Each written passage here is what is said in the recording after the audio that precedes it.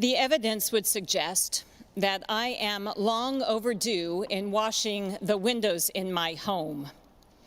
The mystery is, why haven't I already done it? There are spots and smudges, dust and dirt, cobwebs and bird droppings. The evidence is there. I've had opportunity to clean my windows. We've been in months of sheltering at place, and yet it still hasn't been done. Why? It's a mystery. Psychologists could tell you why I might be procrastinating. Maybe it's because I'm overwhelmed or distracted, or maybe it's a learned behavior or a fear of failing. Maybe it's simply wondering whether I think it's worthy of my time and whether or not I will actually achieve the results I want, clean windows. Because the spiders are still going to spin webs, birds will still leave droppings, the wind will still blow dust, and with my luck, with anyone's luck it seems, as soon as we wash the windows, it will rain. Human beings are curious, we're inquisitive, we like to find answers. We see evidence of something going on and we want to try and figure it out. And sometimes we get those explanations. Sometimes we get the answers. When we were young, we might have thought that our wounds healed by the magical powers of mommy's kiss and a Band-Aid, but doctors could actually tell you, explain to you the mystery of the way our wounds heal. For me and for many, I imagine, it's a mystery to me as to why my car will not turn over on certain days. That's why we have mechanics. For them, it's not a mystery. I still wonder what the secret is to being able to make flaky pie crusts. But the evidence is that my daughter, whenever she brings a pie to family gatherings, has understood that mystery. She makes perfect pie crusts. For me, it is still beyond me. Sometimes we get answers, and sometimes it's still a mystery. I like to think that people of faith are better at living into the mystery. Paul's letter is full of mystery. He writes to the people in the church at Philippi, and one of the major themes in this letter is joy. Joy. A few verses earlier, at the introduction to this letter, he explains that he's writing from prison. Now, tell me how that fits together. The evidence would suggest that there are guards and locks and chains and bars imprisoning Paul, and yet he is joyful.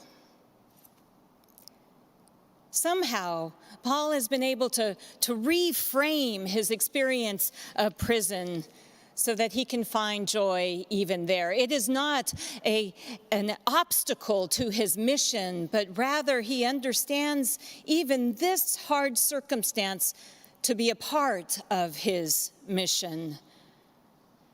He has welcomed the hard times, seeing great opportunity in them.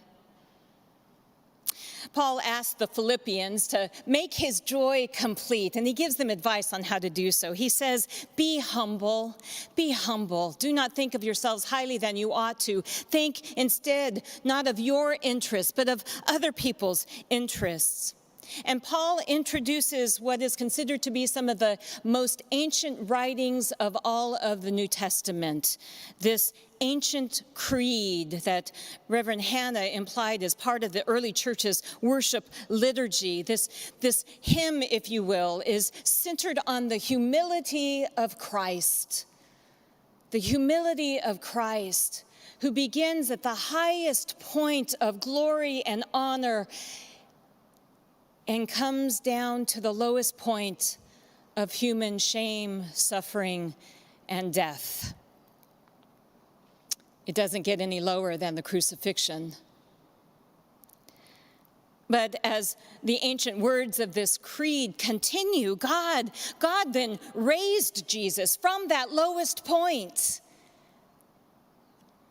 Resurrection, ascension, a place at the right hand of God, every knee bowing towards Jesus. This ancient creed is the mysterious crux of Christianity. Christ, man, God, death, resurrection. Many people want explanations for just how does this work? Christians simply live into its mystery. There's actually quite a bit of mystery in Christianity. Now, that's not to say that we don't have some very complicated systems of theology, that we don't have an understanding of the ancient biblical text or a grasp of the realities of life and humankind.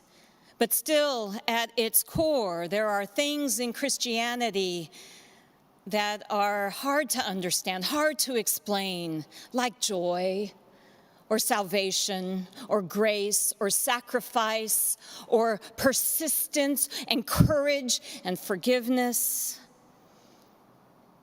At its core is the deepest mystery of all, and that is that God, through human flesh, changes the world.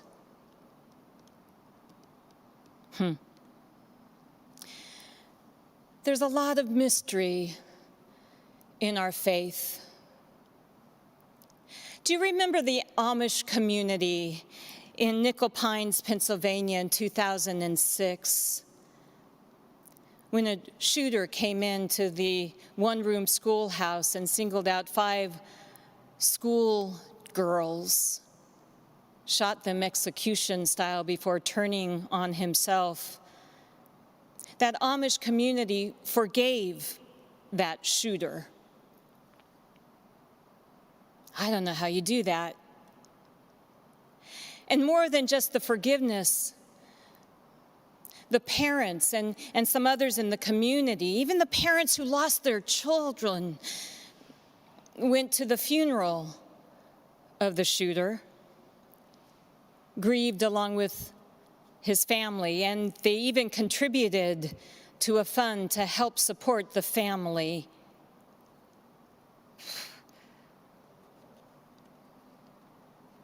Forgiveness sometimes is very hard to explain, and that's who we're called to be as Christians. We're also called to be courageous, and that's hard to explain too. Why do some people have it and others don't? Do you remember all the people that we learned about or maybe didn't learn about in our history classes, those people who were involved in the Underground Railroad? I don't know all of their stories, but I know their names: Isaac Hopper and John Brown, Thomas Garrett, William Still, Levi Coffin, Elijah Anderson, Thaddeus Stephen, and Harriet Tubman, and others. Or what about the people of the civil rights movement? Martin Luther King Jr., Mamie Till, Rosa Parks, Malcolm X, Vincent Harding.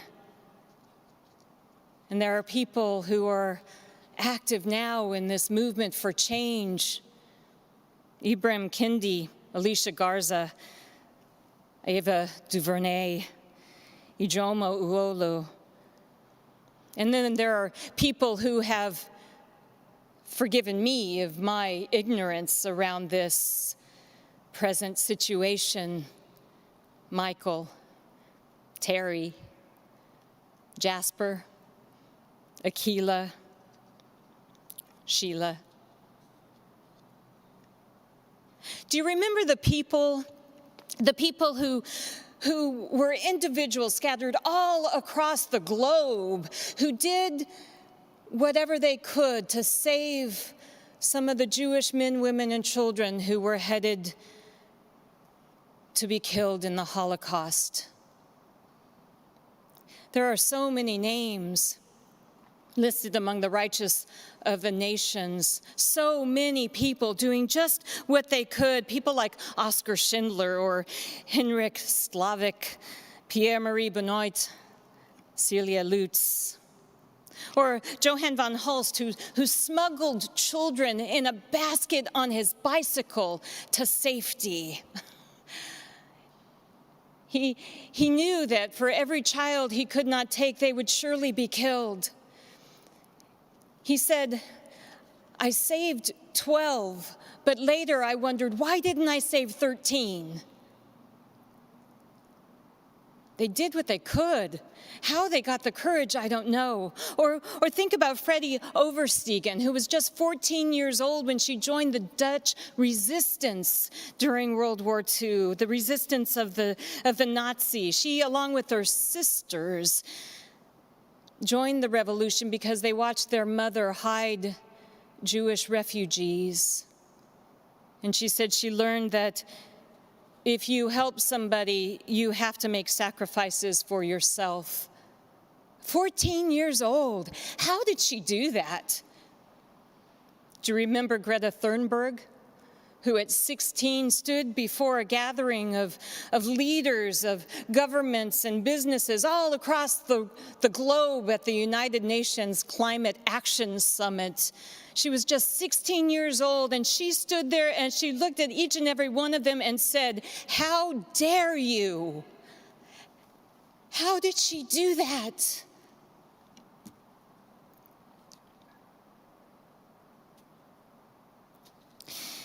I realize that some of you watching might be thinking that I've crossed over into politics now.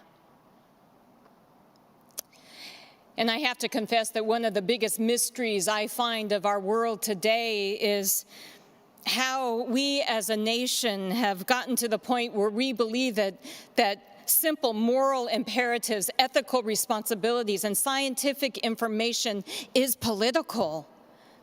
And then on the heels of that mystery, I wonder, how on earth are we as a nation going to ever be united again?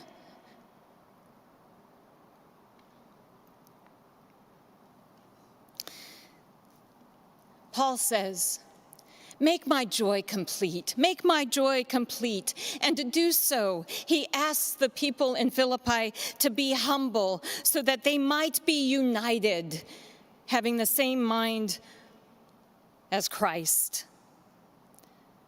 Christ was able to reveal the love of God for all people, saints and sinners alike. He was able to convict us all of our sins and able for all of us to redeem us through his grace. Oh, if we could only be of that same mind.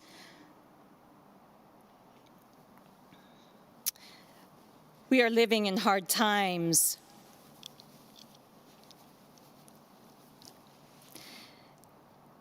And sometimes I lose my joy.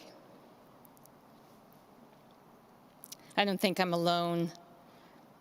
The coronavirus and the increasing cases and deaths, the awareness and the understanding of the depth of racism in our culture and the protests that are happening, the police killings and the police killed, the people who are starting to ram their cars into the protesters, the strange weather patterns that we saw this past week in Japan and in the Arctic, the election coming up.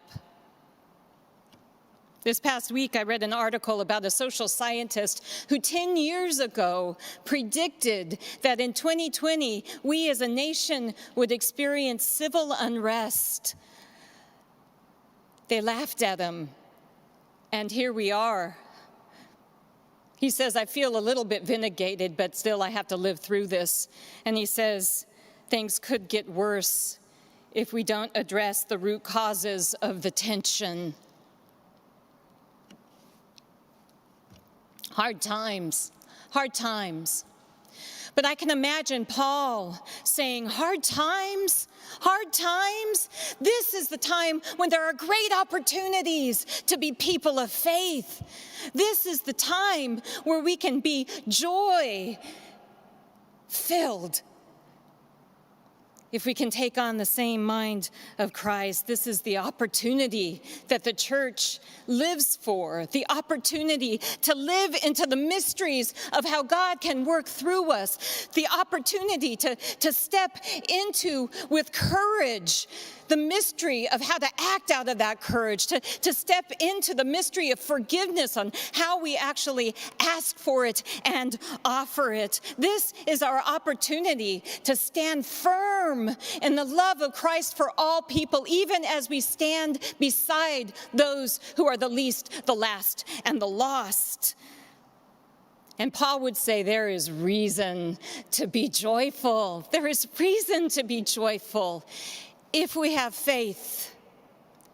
For if we have faith, we can have the absolute confidence that God will lift us up out of the depths of our shame and our suffering, our imminent death.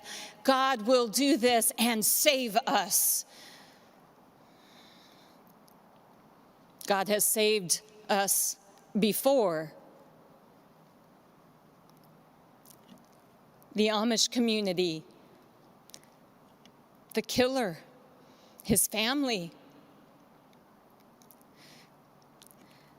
the men, women, and children who simply because they were Jewish were heading towards mass extinction. Thousands were saved. God saved them. And God continues to work on saving our Black brothers and sisters, first through the Underground Railroad, and then with efforts to relieve the suffering and the shame that went alongside the Jim Crow laws, and now even in the patience of dealing with people like me. God will save us again. God is still saving me. And I am so grateful that God has not given up on me. And sometimes I wonder, though, if I truly believe in the mystery of what God can do. Sometimes I wonder if the church really believes in the mystery of what's possible, even in these hard times. I pray not. I pray not.